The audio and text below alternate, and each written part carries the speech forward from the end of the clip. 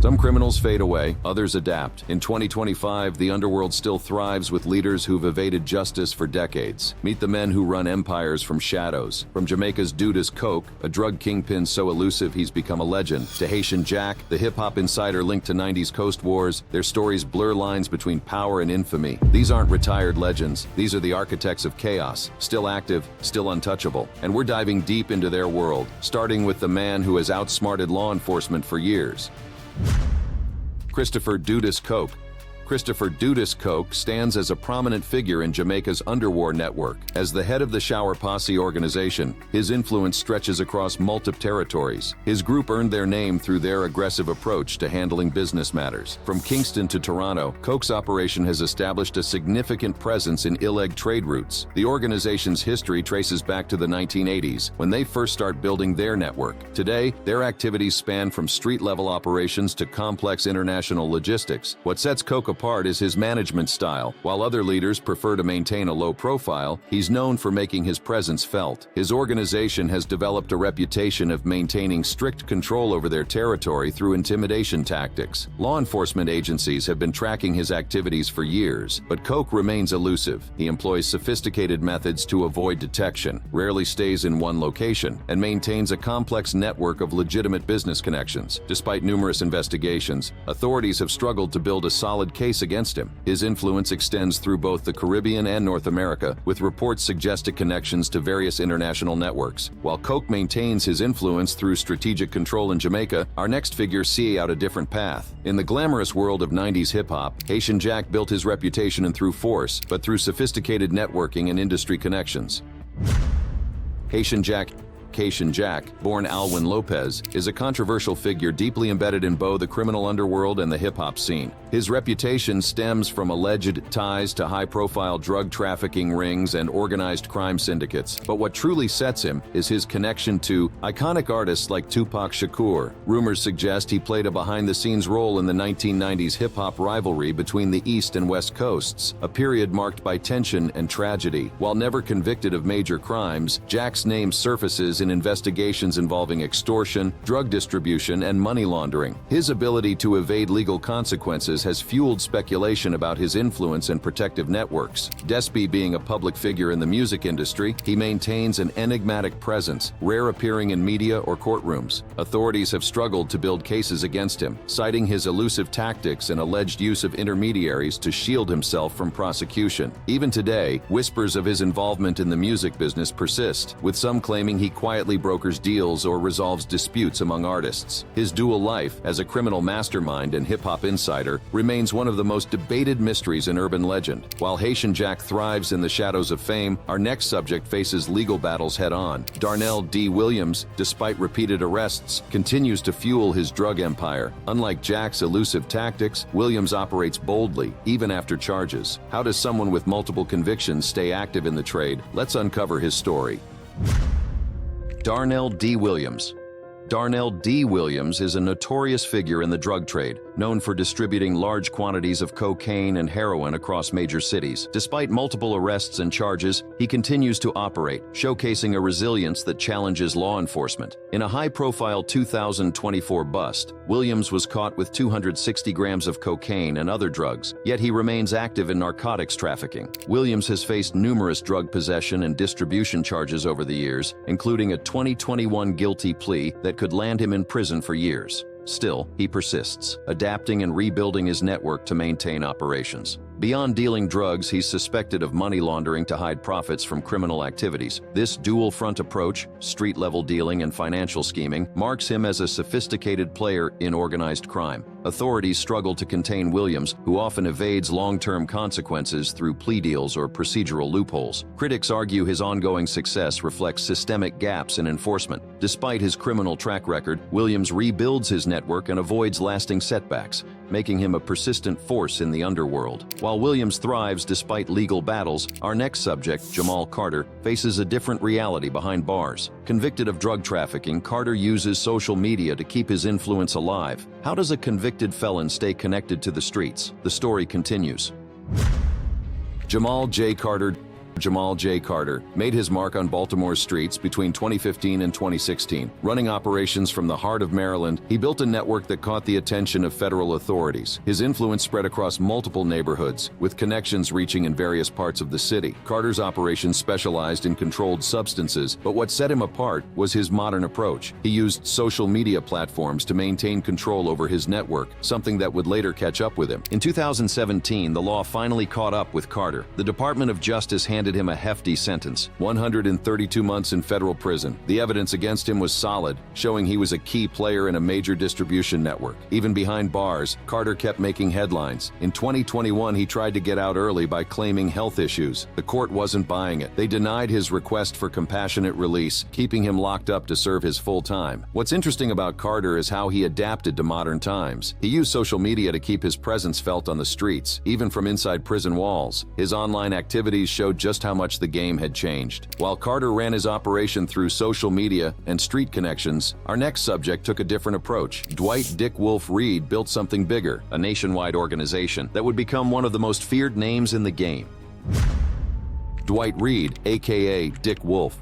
Dwight Reed, known as Dick Wolf, is the founder and highest-ranking leader of the untouchable Gorilla Stone Nation, UGSN, a violent faction of the Bloods gang operating across the U.S. for over 20 years. Established in New York, the gang expanded to Florida and other states, with members active in both prisons and streets. Reed oversaw operations from behind bars, enforcing strict internal rules and violent tactics. Under his leadership, UGSN committed acts like the 2020 daylight murder of a 15-year-old in Poughkeepsie, New York, and a 2020 Miami strip club shooting that critically wounded rivals. The gang also trafficked drugs in York City prisons and orchestrated fraud schemes, including unemployment scams during COVID-19. In November 2023, Reed was convicted of racketeering and narcotics conspiracy, sentenced to 35 years in prison alongside his second-in-command, Christopher Erskine. Despite his incarceration, UGSN's influence persists, highlighting Reed's ability to command loyal remotely. His trial exposed the gang's reach, with 21 members convicted for crimes ranging from murder to drug trafficking. Reed's legacy underscores the challenges of dismantling GA rooted in prison systems and street operations. While Reed's empire thrived through prison leadership, our next figure, Franklin "Spaz" Gillespie, rose to power on the streets. A key member of Brooklyn's bully gang, Gillespie used violence to dominate his turf. How did his approach differ from Reed's? The story continues.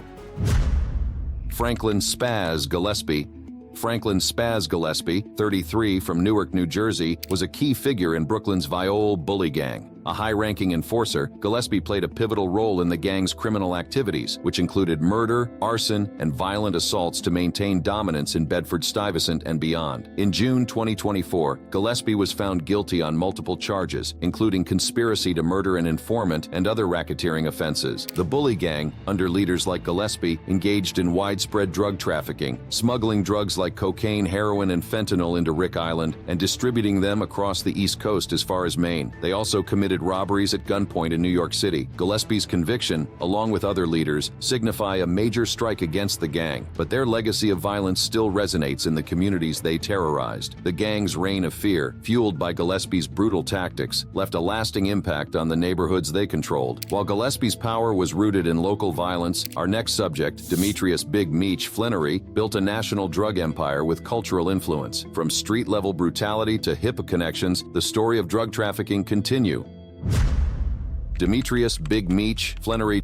Demetrius "Big Meech" Flannery, born June 21, 1968 in Detroit, co-founded the Black Maf family, BMF, with his brother Terry Southwest T. Flannery. Starting small in the late 1980s, they built a $270 million drug empire spanning 11 states by the 2000s, distributing thousands of kilos of cocaine monthly. BMF's influence extended to hip-hop, with Flannery launching B Entertainment, a record label that promoted artists like Young Jeezy and Blue Da Vinci. Their extravagant lifestyle, luxury vehicles, opulent residences, and high-profile gatherings became the stuff of legend, merging illicit drug profits with hip-hop culture. In 2005, Flannery faced arrest and received a 30-year sentence for drug trafficking and money laundering. Yet in October 2024, he secured early release after nearly 2 decades, now finishing his sentence in a Miami halfway house until January 27, 2026. His narrative gained fresh attention through the Starz series BMF, produced by 50 Cent. Descent, which dramatizes the brothers' ascent and downfall. Flannery's son, Lil Meech, portrays him in the show, further embedding BMF's legacy into popular culture. The series not only spotlights criminal operations, but also underscores BMF's cultural influence on hip-hop, illustrating the intertwined relationship between drug trafficking and the entertainment sector. While Flannery leveraged fame to shape his empire, our next subject, Jimmy Barbecue Cherizier, commands a Haitian gang coalition through violence and political ties. How does Cherizier's approach to dominance differ? The story continue. Jimmy Barbecue Cherizier. Jimmy Barbecue Cherizier, a former Haitian national police officer fired in 2018, leads To Family and Allies, a coalition of over a dozen gangs controlling 80% of Port-au-Prince's slums. His nickname, reportedly tied to police-era home burnings, symbolizes his violent rise. Cherizier positions himself as a revolutionary, citing influences like Fidel Castro and Malcolm X, but critics call him a terrorist. Under his leadership, the G9 has been accused of massacres, including the 2018 La Saline attack, 71 killed, and 2019 Bel Air killings, 24 dead, targeting civilians for political affiliations. The group extorts businesses, blocks fuel supplies, and traffics, destabilizing Haiti's government. Cherizier's paramilitary tactics include forced recruitment and assassinations, with the UN reporting spikes in killings and sexual violence tied to his gang. In 2020, he orchestrated a jailbreak freeing 4,700 inmates. In 2024, he opposed Kenyan peacekeepers as aggressors, demanding amnesty for his gang. His dual narrative, portraying himself as a defender of the poor while perpetrating violence, has deepened Haiti's crisis, leaving citizens in fear and displacement. While Cherizier uses political rhetoric to justify violence, David Pic Turell battles rivals through turf wars. Both command gangs, but Turell's conflict with the Hells Angels highlights different path to power. How do their strategies clash? The story continued. David Pic Turell.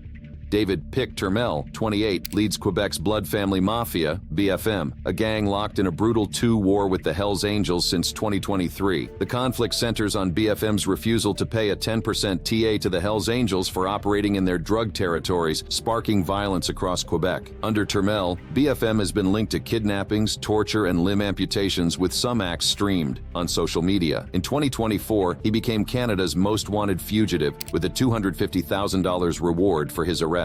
After evading police, Turell fled to Europe in 2023 and allegedly moved to North Africa. He continues to direct BFM via encrypted messages. His leadership style, marked by intimidation, shootings, and retaliatory attacks, has destabilized Quebec, drawing comparisons to the 1990s biker wars. A close ally, Al Boivin, was named Canada's second most wanted fugitive for his role in the conflict. Turell's ascent exemplifies BFM's defiance of entrenched gangs, leveraging ties Montreal's Sicilian Rizzuto mob to counter the Hells Angels. Though still a fugitive, Turell retains his role as BFM's general, coordinating strikes from abroad. As Turell confronts the Hells Angels from overseas, his associate Guillaume Bernier confronts legal proceedings in Canada. Arrested in British Columbia in 2024, Bernier's case underscores BFM's nationwide influence. What effect does his arrest have on term operations? The narrative unfolds. Guillaume Bernier.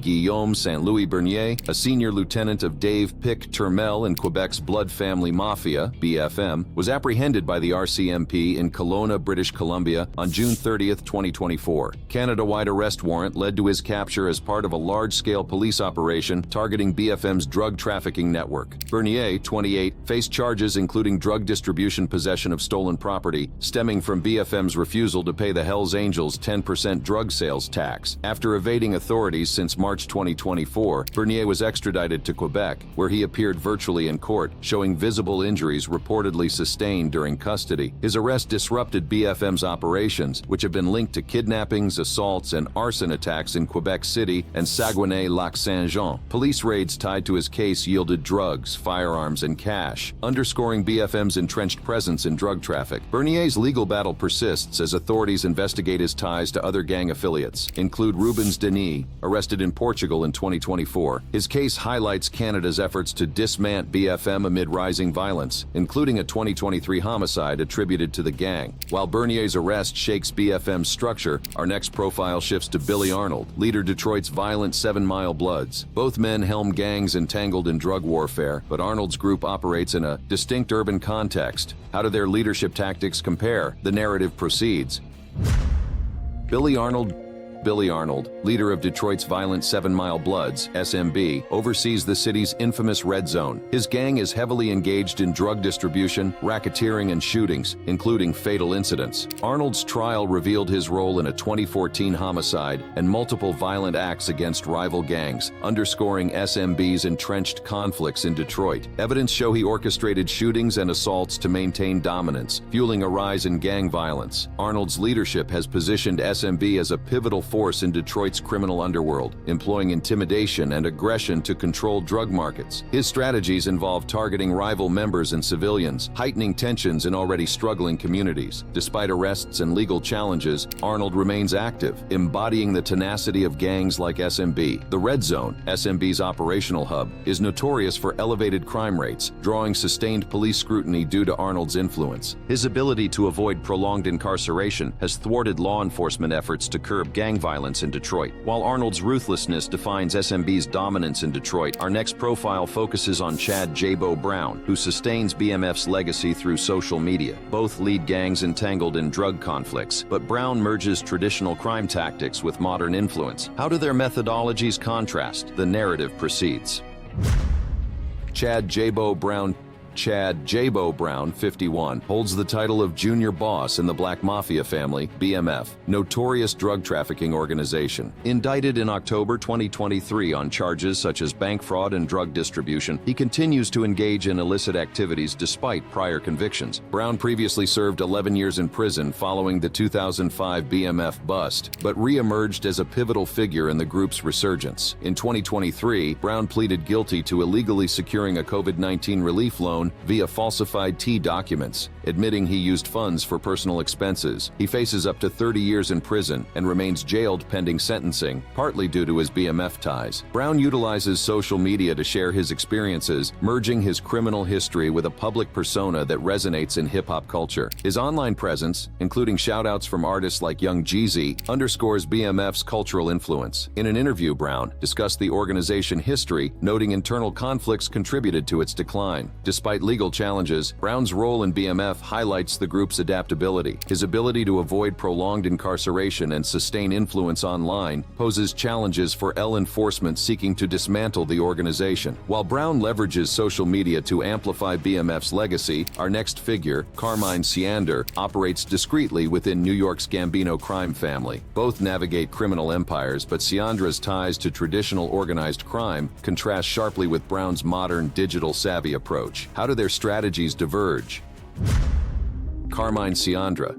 Carmine Sciandra, a capo in New York's Gambino crime family, supervises operations in Staten Island and Brooklyn, focusing on unlawful gambling, usury, and labor racketeering. His role as a senior enforcer underscores the Gambino family's lasting influence in traditional organized crime. Sciandra's activities frequently intersect with African-American criminal networks, a legacy of the Gambino family's historical ties to Harlem and Brooklyn-based groups during the 1970s-80s drug trade. In recent years, Sciandra has faced high-profile charges, including a 2022 indictment of extorting construction firms and steering contracts to mob-affiliated companies. His opera reflect the Gambino family's shift toward white-collar schemes while retaining ties to street-level rackets. Sciandra maintains a discreet profile, avoiding the public attention typical of mob figures, and relies on insular networks to elude law enforcement scrutiny. Once led by John Gotti, the Gambino family has adapted to federal crackdowns by decentralizing authority, with capos like Sciandra managing localized rackets. Despite arrests, Sciandra's influence persists, illustrating the resilience of traditional mafia structures in York. He remains a key figure in the Gambino family's operations, balancing roles in both legitimate and alleged illicit enterprises. While Sciandra embodies the Gambino family's old-school mafia tactics, our next figure, Jackie the Kid Giacalone, leads Detroit's Detroit Partnership with a similarly understated style. Both navigate criminal empires through quiet power, but Giacalone's organization operates in a city with distinct gang dynamics.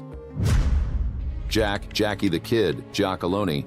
Jackie the Kid Giacalone leads the Detroit Partnership, a historic, organized crime syndicate in Detroit, succeeding longtime boss Jack Taco. He continues the group's legacy activities, rooted in labor racketeering, illegal gambling, and extortion. Known for his discreet demeanor, Giacalone prioritizes stability and avoids public attention, aligning with the Detroit Partnership's strategy of operating in the shadows. Under his leadership, the group maintains influence in local industries like construction and waste management, while shunning the FL notoriety of rival syndicates. Giacalone's ascent reflects the Detroit Partnership's adaptation to federal scrutiny, emphasizing insular networks and quiet alliances. Unlike flamboyant mob figures, he avoids media expos, relying on trusted associates to execute operations. This approach has enabled the organization to endure despite law enforcement efforts, preserving its status as one of Detroit's oldest crime families. His leadership embodies the group's historical focus on understated power, steering clear of the violent turf wars that plague other syndicates. While Giacalone operates discreetly in Detroit, our next figure, Joseph "Joe" Brooklyn Lanni, commands attention through bold tactics in New York. Both lead crime groups, but Lanni's recent arrest for assaulting restaurant owners highlights a stark contrast in styles. How do their approaches to power differ? Joseph "Joe" Brooklyn Lanni.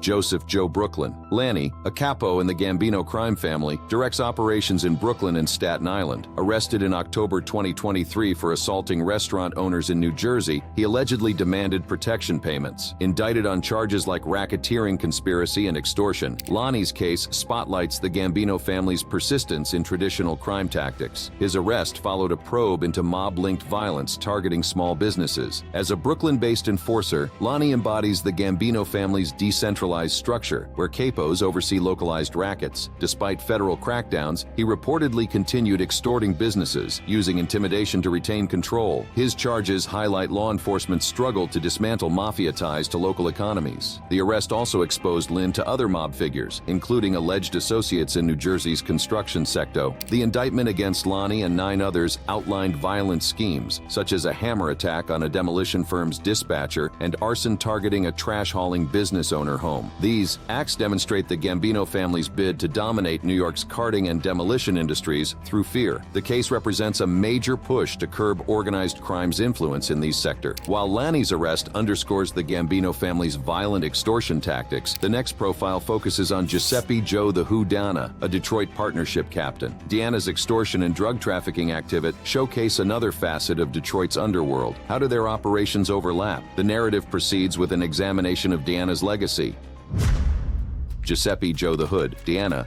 Giuseppe "Joe" D'Anna, a prominent captain in the Detroit Partnership, a historic organized crime syndicate in Detroit, has been linked to extortion, drug distribution, and financial fraud. His role as a key enforcer underscores the Detroit Partnership's long-standing influence in the city's underworld, where it has intersected with African-American crime networks. D'Anna's operations often rely on coercion and intimidation to control local businesses and drug markets. Despite federal probes and arrests targeting the group, he remains a fixture in Detroit's criminal ecosystem, exemplifying the organization's adaptability and resilience. His activities highlight the Detroit Partnership's fusion of traditional mafia tactics with modern criminal strategies, sustaining power through a mix of coercion and corruption. While D'Anna embodies the Detroit Partnership's blend of old school and contemporary crime, our next figure, Louis H. Tyler, represents the Genovese Gigante family's operations in Jersey City. Both navigate organized crime networks, but Tyler's focus on gambling and narcotics in New Jersey contrasts sharply with D'Anna's Detroit-based empire. How do their criminal strategies compare?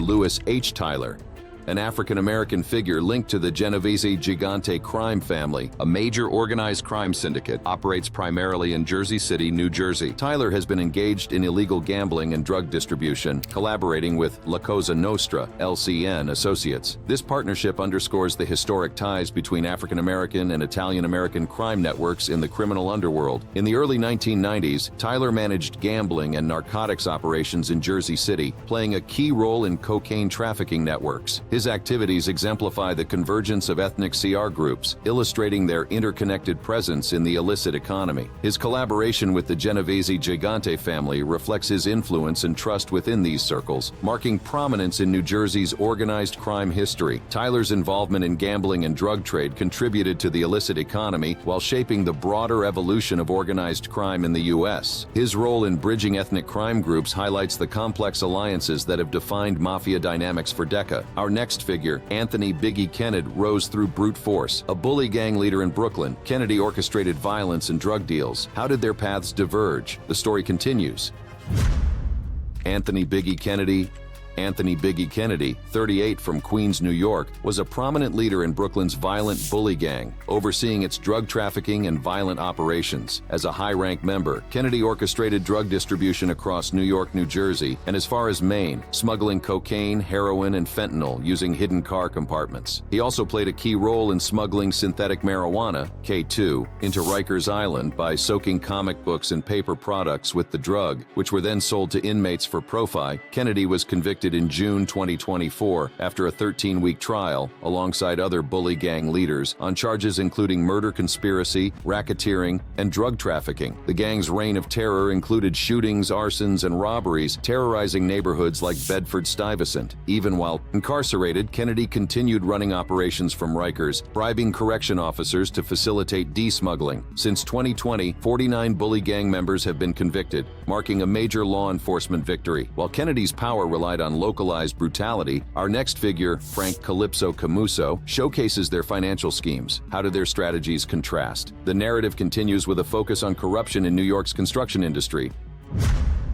Frank Calypso Camuso, a capo in the Gambino crime family's Staten Island faction, is linked to a construction industry kickback scheme. Camuso allegedly orchestrated a network of bribes and kickbacks to secure lucrative construction contracts. His operations underscore the Gambino family's entrenched presence in New York's construction sector, where they wield influence through corruption and coercion. Camuso's case highlights the family's strategy of blending legitimate enterprises with criminal activities, complicating law enforcement efforts to dismantle the operation. Despite federal crackdowns, the Gambino family persists by using family-run businesses as fronts for illicit schemes. Camuso's role reflects the Gambino family decentralized hierarchy, where capos like him manage localized rackets while maintaining ties to the broader syndicate. His indictment is part of a broader push to combat organized crime's grip on New York's construction industry. While Camuso's schemes exemplify the Gambino family's construction dominance, our next figure, Robert "Honest" Sims, is tied to the Black Mafia family's drug trafficking oper. How do their criminal empires compare? The narrative continues with an examination of Sims's role in a major methamphetamine conspiracy.